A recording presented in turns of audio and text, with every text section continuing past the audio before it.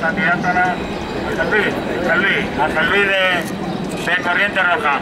Oye, antes de daros las gracias a todos, se me ha olvidado una persona que también está con nosotros, aunque no quiere intervenir, y es Fidel Martínez, que representa la candidatura independiente también de Cuba de la Sagra.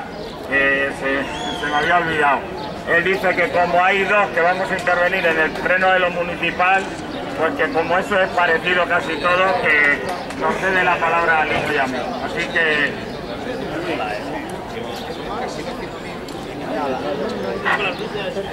Bueno, buenas tardes. Yo quería, en nombre de las compañeras y los compañeros de Corriente Roja, agradecer la invitación.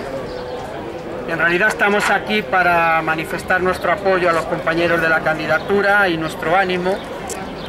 Hay que decir que es una candidatura que es muy valiente. ¿No se oye bien?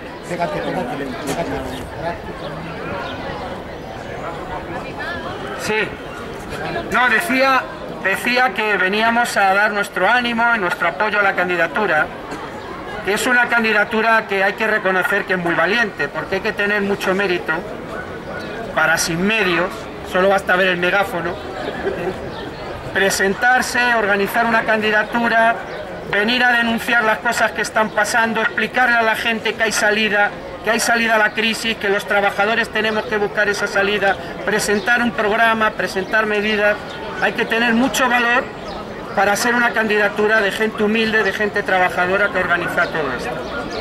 Y hay que tener además mucho valor para hacerlo en el momento que estamos viviendo, porque ya lo han dicho antes los compañeros Víctor, Jesús, el momento de crisis económica internacional y nacional que se está viviendo.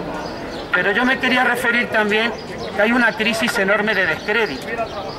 Estas elecciones son unas elecciones que se desarrollan en medio de una apatía enorme, en medio de una indiferencia enorme.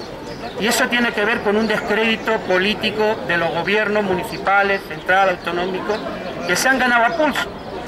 Porque la misma gente que desde los gobiernos se presentan en nombre de la gestión pública y desde esos mismos gobiernos son los que mandan a los trabajadores al paro, expolian los bienes públicos, gobiernan a favor de los banqueros, las multinacionales y las grandes empresas, y ahora llegan las elecciones y empiezan a hablar de empleo, de sanidad, de salud, los mismos que han expoliado. Te vienen a vender recetas los mismos que te han inculcado la enfermedad. Entonces, la verdad, su descrédito es enorme. Y si tenían ya el crédito muy bajo, encima les vienen refuerzos internacionales. Y habéis visto estos días ese personaje, que es el que va repartiendo por Europa recetas de ajuste, el que va haciendo pagar a los pueblos la deuda y les dice que hay que ajustarse el cinturón y que tenemos todos que ahorrar gastos, y le pillan en hoteles de 3.000 euros al día, con porches esperándoles en la puerta y encima acusado de agresión sexual. Me estoy refiriendo al secretario del FMI, que acaba de dar un ejemplo modélico de lo que son los dirigentes políticos que luego vienen a las elecciones a prometer y decir. Por eso, en medio de ese descrédito, tiene un enorme valor lo que están haciendo los compañeros.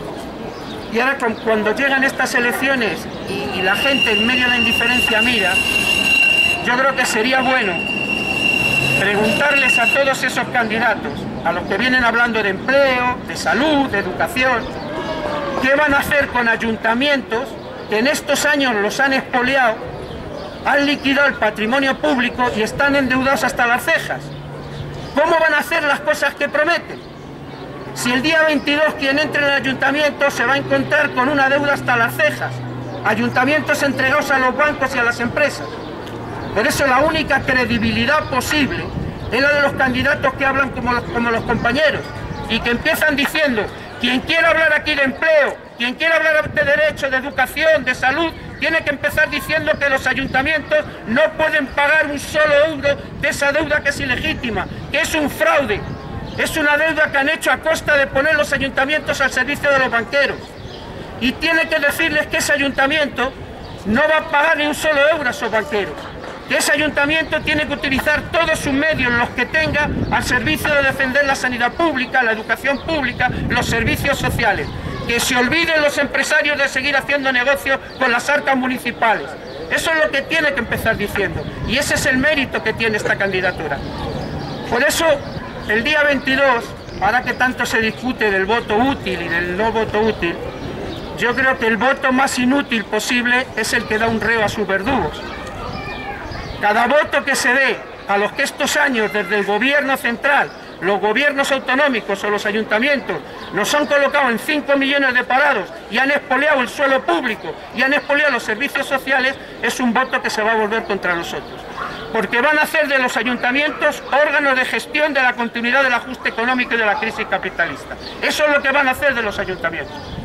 Y ese es el mérito que tiene la candidatura que aquí se presenta.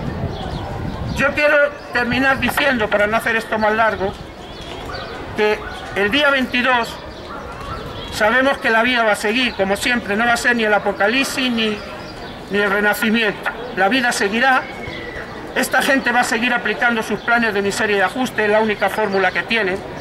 Cuando dicen que son las candidaturas de la gente o que están centrados en ti, pues ya sabemos lo que significa, son de la gente de los bancos, de la gente de las multinacionales, de la mala gente, y están centrados en expoliarnos a nosotros, eso es lo que tienen. Y el día 22 van a seguir haciendo eso. Y el día 22 habrá que continuar la lucha, como decían los compañeros. Pero el día 22, lo que está por dilucidar es si este gobierno va a agotar su legislatura, como le pide Botín y le piden los banqueros, o va a tener que convocar elecciones generales anticipadas en medio del decreto. Y creo que todos los que estamos aquí tenemos un desafío enorme. Y es, al mismo tiempo que seguimos la lucha cotidiana, la lucha de todos los días con los trabajadores, con las luchas que hay contra ese cierre diario de 264 empresas que cada día cierran, en defensa de la salud, de la educación, vamos a tener también el desafío de ver si somos capaces de construir una candidatura, un frente de los trabajadores y la izquierda que exprese en ese terreno electoral también los intereses de toda la clase obrera. Que le pueda decir a todos los trabajadores, señalar con el dedo quiénes son los responsables de la crisis, pero decirles que hay salida a esta crisis. Que hay que acabar con ese fatalismo de que aquí la crisis es una especie de castigo divino que ha venido y nadie sabe de dónde. Ha venido de quien ha venido.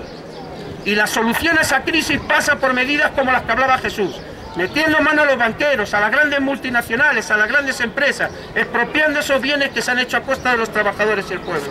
Y el desafío nuestro, por tanto, es ver si somos capaces de unirnos todos y ser capaces de que la clase obrera tenga un gran referente para las próximas elecciones generales.